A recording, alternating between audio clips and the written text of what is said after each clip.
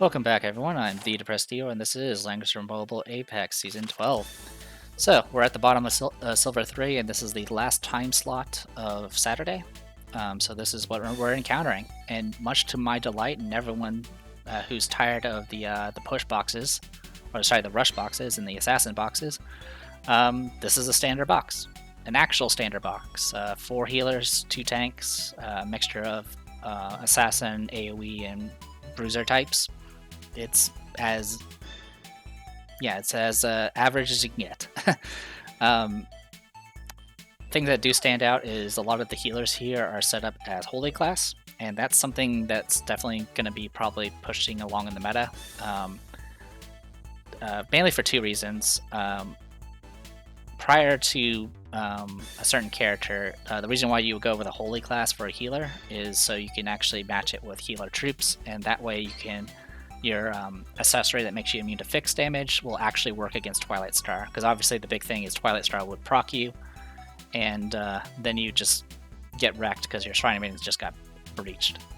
The trade-off, of course, is holy classes for healers tend to be a lot weaker than mage classes, at least power-wise. They tend to have much less intelligence, and I think even possibly less HP in some cases. I did swap my Risen Seal from mage class into holy class, and I lost like, I don't know, 1,000 power, so now she's like at the same level as like Anna of all people. But the reason why I did it was, one, to actually make her tanky against assassins, so that way she can possibly survive a hit with Shrine Maidens. And then the other reason is upcoming is Lightbringer's coming out, and Lightbringer has a pseudo faction buff that affects only holy class characters. And so that would actually give you a lot more buff flexibility for the future. So yeah, so like I said, the one change here was I did change my Risen Seal into holy class. I decided to go ahead and keep Liana here as mage class because I wasn't that concerned about her being sniped. I can't remember why I did it. I think it's because of her. I think I have a helmet that actually helps deal with the fixed damage, but I don't remember. In any case, I went ahead and banned Wedem because it's Wedem. My opponent went ahead and went straight for my Kyura. And go ahead and grab Hilda. Now, just something to point out, that assassin was Kyura. This non-assassin is Kagura, just so you try to get as confused as possible. So grabs Hilda. I went ahead and start banning their long legs and their self-reses. Grab Risen Seal. They start banning my assassin some more. And grabs Kyura right off the bat. So at this point, I was not planning on bringing a tank for this fight, so I did get rid of Elwyn and got rid of Light of Genesis. And I went ahead and grabbed my part 2 of my usual 3-person setup. They start getting rid of my mages at this point, so they kind of switched up. I still have assassins left. They went ahead and grabbed Risen Seal. I went ahead and got rid of their AoE at this point and their bruisers.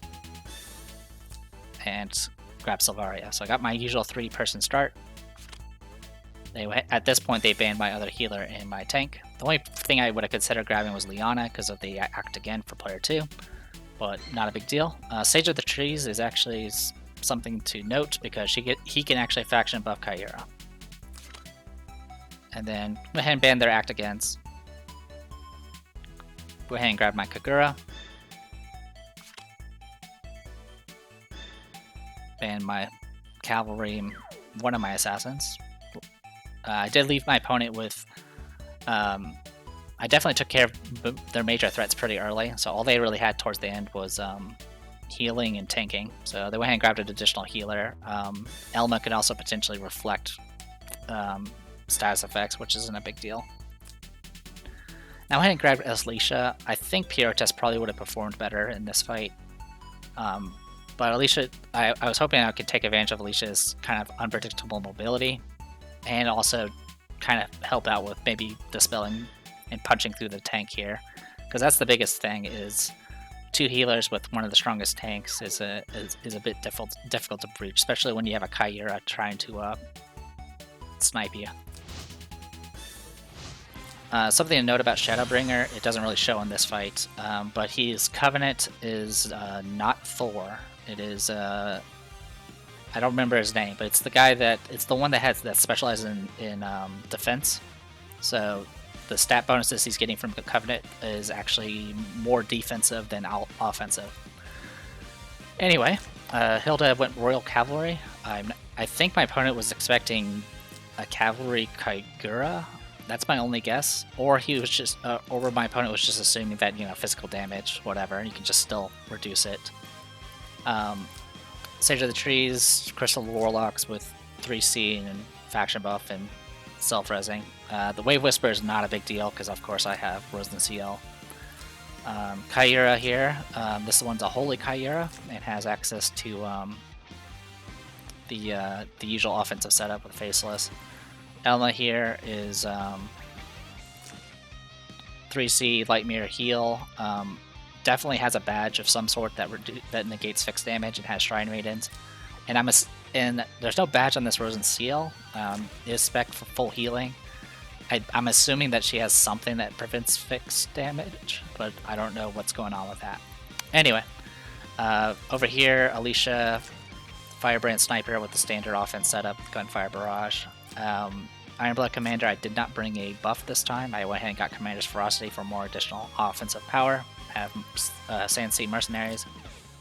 Selvaria, went ahead and brought Order of the Guardian just in case I do need to use a buff for whatever reason. And then, of course, the usual snipe. Kagura, I went with Angels. Because the threats here is Sage of the Trees and Kaira, and both of them are pretty much all about magic damage. Angels, of course, reduce tons of magic damage. Also, my Kagura has the Tiamat's armor, which will give additional magic reduction if you have mixed troops. So that's what I have, is mixed troops here. Besides that, 3C, Gorge, and then Punch and Kick as usual. And then Rosen Seal here is now Holy with Shrine Maidens with the usual heals and faction buff. So, biggest threat, of course, is going to be the Kaira. Even though I didn't bring a tank or anything like that, her range is exceptional, and it's pretty safe to assume that every Kaira probably has the range staff unless it's mine. So, dominating formation. So I went and passed turn in place. And then right off the bat, I'm already in death range of that Kaira.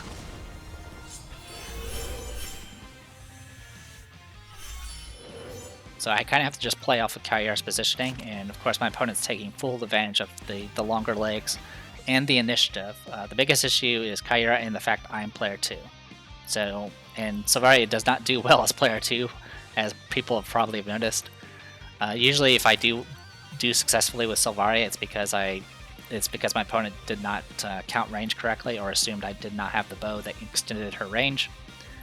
But for this, yeah, right now I'm 11 spaces away from Kaira. If I take one step forward, I'm within kill range of Kaira here, which is annoying. This is assuming my opponent has the range staff, which I can already tell you, spoilers, Kaira does have the range staff. Alright, so Sage of the Trees, faction buff, of course, buffs Kaira here. It also buffs Rosen Seal, which I never remember that she's actually mythic. So went ahead and got Ironblood Commander out of range just so she doesn't get sniped. Like, out of anyone, losing Alicia is not a big deal. Alicia I can't actually buff unless I use Selvaria. So Selvaria is just there for, or Alicia's just there for kind of mobility shenanigans and the potential of dispelling 5 buffs. Alright, so I did push forward with Kagura here. I'm pretty confident that Kaira cannot kill her through Angels and Tiamat armor. The other thing is my Kagura is 5 stars, so there's a 70% chance every time she passes turn, assuming she didn't attack, that she'll get a stack of Hungry. And once she gets to 3 stacks of Hungry, she will not be able to do the stun that Punch and Kick can do. Not really a big deal in this fight because obviously Crystal Barrier is just going to negate everything. But I was fine with just pushing Kagura forward just to be aggressive and try to bait out some attacks. And then at this point I went ahead and pushed forward with Selvaria. So I am within kill range of Kagura. Or sorry, Kaira. And But if my opponent opens with killing Savaria, I'll be able to counter kill her.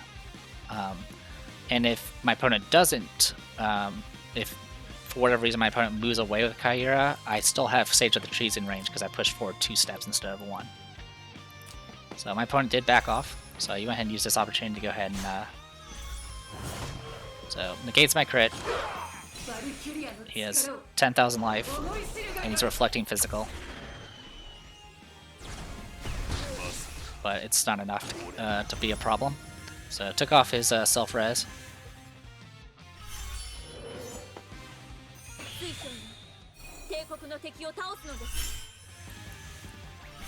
So not really a first blood, but a warning shot, I guess you can call it.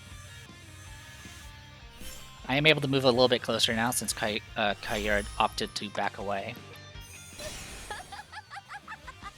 So faction buff. So everyone's faction buffed at that point.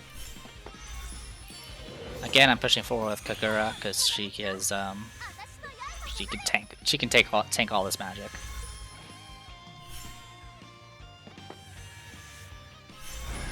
So I also went and pushed in with Rose and Seal just to see what my opponent will do. So Star Slash. It doesn't look like she had a Twilight Star. She did crit, but wasn't enough to kill. Now, something to note about Sage of the Trees, he does have 3 attack range, which I think is because of his exclusive. So at this point, I backed away. The important thing here is I did get rid of the 3C for now. It's on cooldown. And her other attack is much weaker. Or a little bit weaker. So, 3C here.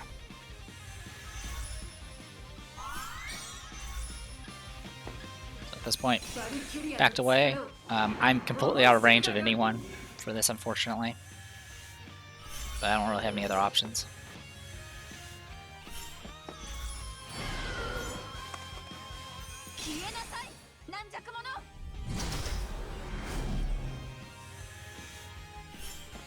Okay. So at this point, I decided to push. So I dispelled 5 buffs.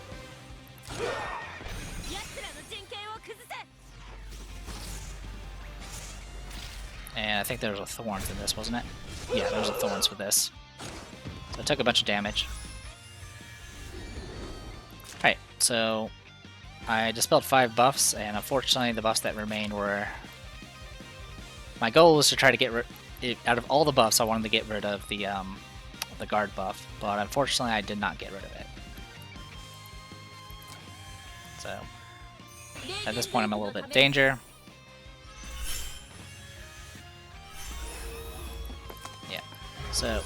Yeah. So again I dispel 5 buffs. Thorns procced again, of course. Yeah, fortunately Alicia doesn't do too well against Hilda. But I do some extra damage there. So yeah, out of all the buffs that remained, the guard buff remained, as well as the and then the noble spear buff is still active as well.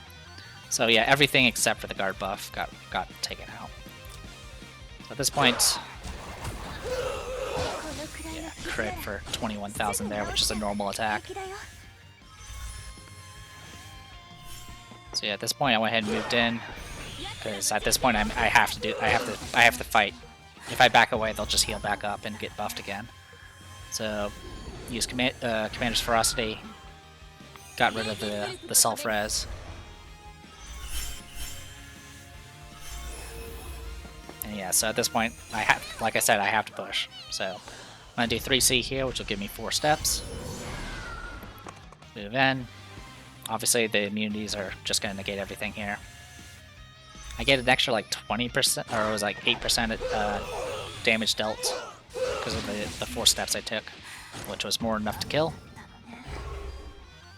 And then I'm softened up enough that the assassins alone can finish me off. So tanks are gone.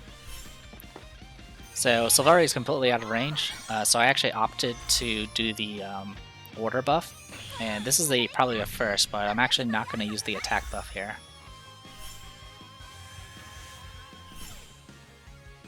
So instead I do full defense, which does 20% physical defense and 30% magic defense. So mainly because I need to endure hits from Kyura and Sage of the Trees. The Kyura did a normal attack for finishing off Kagura, so she still has Magic Shine. Also, I didn't really point out, but Elma opted to not summon her staff until now. So she just passed that option every round until this point. It doesn't really make much of a difference, because honestly the Holy Relic is not really of danger right now. So my opponent has initiative. Magic Shine, I get critted, and I just barely survive. So yeah, I took, so the way Faceless work, of course, they increase chance of being critted. So I definitely got critted. And then, besides that... So there are no other allies within one block, so I did get, let's see... Okay, no, that's... Okay, so it doesn't double that stat, but...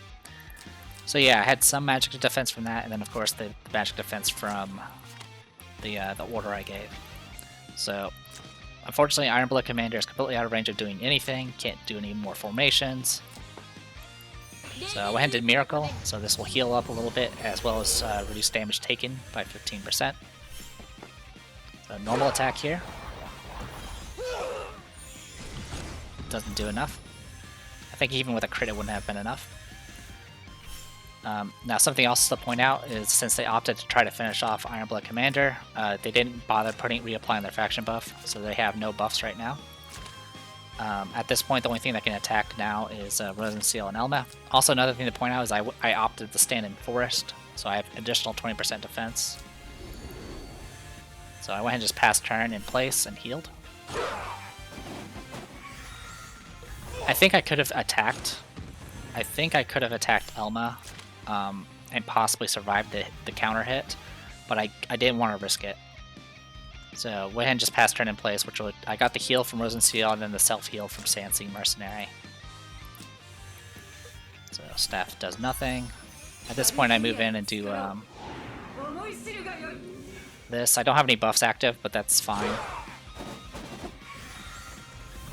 Yeah, as you can see, they can't do anything. And she had the mobility reduction staff, but I have crystal barriers. So yeah, at this point, Kyura has no skills active. Sage of Trees has the AoE, but the AoE is not going to kill anything. He's probably going to have to faction buff this round. And then of course we got Elma, whose buffs have worn off as well, and so it has Rosenseals. I believe we go first, so I went ahead and sniped. Opted to get rid of Kyura because she is the threat. She's the only one that actually has any sort of physical troops.